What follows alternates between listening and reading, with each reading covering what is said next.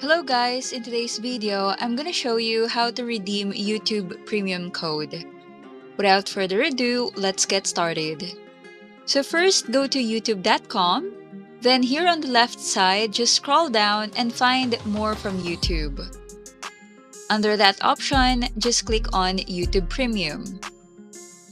Then here, you will be able to see different premium plans they offer. And they actually had an option to redeem code here before, so if you see it here, just click on it.